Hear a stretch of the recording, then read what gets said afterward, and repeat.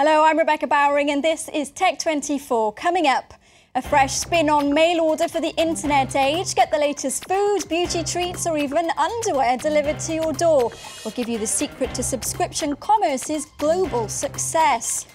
And satellite navigation while you cycle. Test24 takes a tour of a GPS system for two wheels based on a free editable map of the world. Now, whether you're a film lover, a foodie, obsessed with organic, mad about sport or batty about beauty, then there's a subscription box out there for you. It's a themed, curated bundle of samples sent to your home for as little as €10 per month. Subscription commerce, or subcom, is blooming, with boxes popular both as gifts and for personal voyages of discovery. Let's look at a clip of one of my favourites, Lance the Hapless Knight and the catchily named Man Packs. He could go to the store, but it's never a convenient time to make the trip. He could go online, but going to these sellers is confusing. Lance has no idea what is right for him. Lance just goes to manpacks.com, chooses what essentials are right for him, and checks out. His first pack is on the way, and he'll receive a fresh supply every 3 months.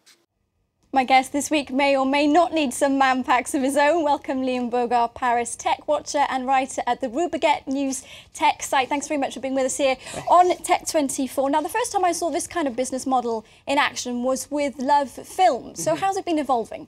Well, the model hasn't changed much. I always compare it to a modern version of the Fruit of the Month Club, which no one really thought about it, but it was really a big part of discovery and sharing, because you would get more fruit than you could possibly eat by yourself. So you were forced to invite people over. And that idea has sort of been carried over into Web 2.0, where the web part of it and the tech part of it isn't always the focus, but it still has this aspect of social and sharing. And so one of the great things I think is that the model always rests the same: a fixed cost, an aspect of discovery, and usually more bang for your buck. And you've been trying out this particular one here from Gastronomie's Paris-based company. Tell us a little bit about why you like it. Well, one of the reasons I think that the Gastronomie's model works so well is they get very high quality products. And they usually bring you things that you can't find in your local supermarket, or that you really wouldn't want to buy, or that only come in a larger quantity that you wouldn't want to pay for. But there is an element of risk, isn't there? Because this is curated by someone else. What if I don't, for instance, like sardines? Yeah, actually, so I got this one this month, and I'm not a fan of sardines. But the great part is now I have very high quality sardines, and I've probably got one friend who likes sardines. So I invite my friend over, and now I'm the guy who serves sardines as an entree. And the idea is, because you've got some recipe cards there, there's a real social element to this, isn't there? Oh, it's not just about getting the ingredients, but cooking them. And also there are receipts, which are recipes, recette being the French word, recipes sponsored by various high-class chefs in Paris. Exactly. One of the things that I think is great is, so you get recipes, so it'll take one ingredient from the box and a couple ingredients that you can get at your local supermarket. But the other interesting thing that I always think is amazing is the education. So every box comes around a theme. So this particular one was portability. So it's everything you could take on a picnic. Takeaway, wasn't it? Exactly, takeaway. And I always think it's great to get a little education about what you need to know about a certain theme, because there's so many different occasions to do, for example, food or anything else, drinking wine like le petit ballon. There's so many different occasions and different opportunities and different styles that it's nice to have this aspect of education. So in each one of the Gastronomie's box, they'll give you 5 different papers, and some of them are about the chef who's picked out the mix. Some of them are recipes. Competition, isn't there, that gets people involved, and then you can win a 6-month subscription to Gastronomie's boxes. Talk to us a little bit about the people behind this kind of organisation, because I guess when you're starting out as a startup, the overheads must be minuscule. Well, one of the great things is that most of these launch in the same fashion. So you get one person who has intense domain experience. So here you'll have someone who's worked in produce or who's worked in supermarkets. Because we have to say these are all samples. Exactly, yes. You can see the sizes aren't full size. You're not buying the bulk size. And the idea isn't to buy the bulk size. It's to buy the fun size or the test size. And so you get someone who has an intense experience in the sector, and then you get someone else who I would call a super seller. Someone who's going to take this and figure out a way to make this interesting, figure out who's going to be interested in discovering new food products and go and go out there and find those people. As I was saying before, Le Petit Ballon is another great example. They've had wide success. The growth is, 100% growth month over month, if not more. And the margin is very minimal because one of their co-founders is sommelier.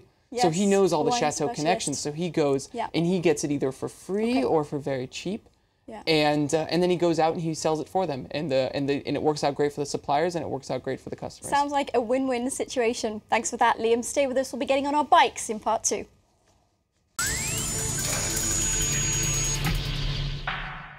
Sat-navs for your car are standard fare these days, but what about if you don't want to get lost on your bike? Well, Taiwanese electronics firm Mio is here to help with its Cyclo 305HC.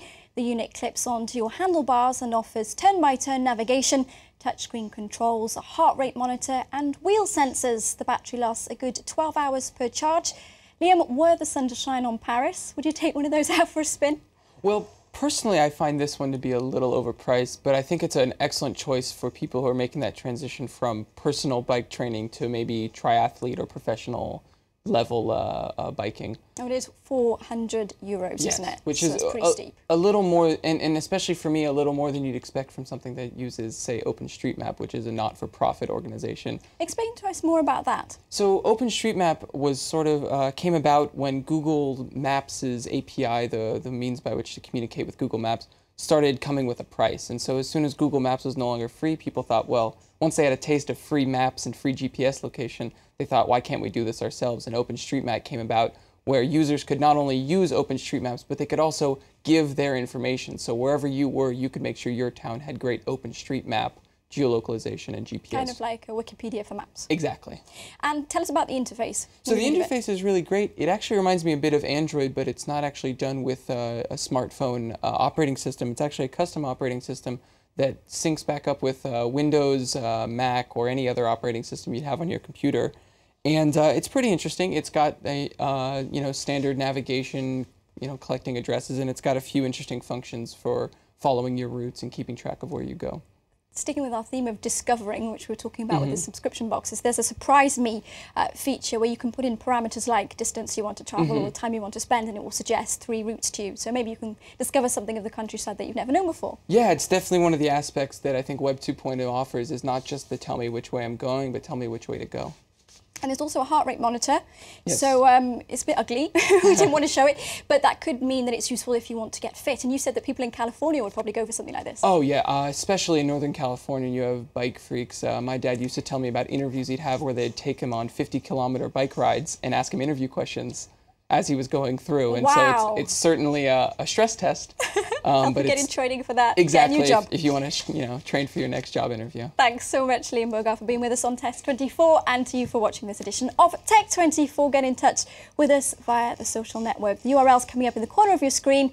And of course, you can follow us on Twitter at TechF24. This week's closing clip is a playful homage to the father of computer science. If Alan Turing were alive today, he'd be 100 and probably thrilled that 2 fans in the Netherlands have built a working Lego model in tribute to his Turing machine.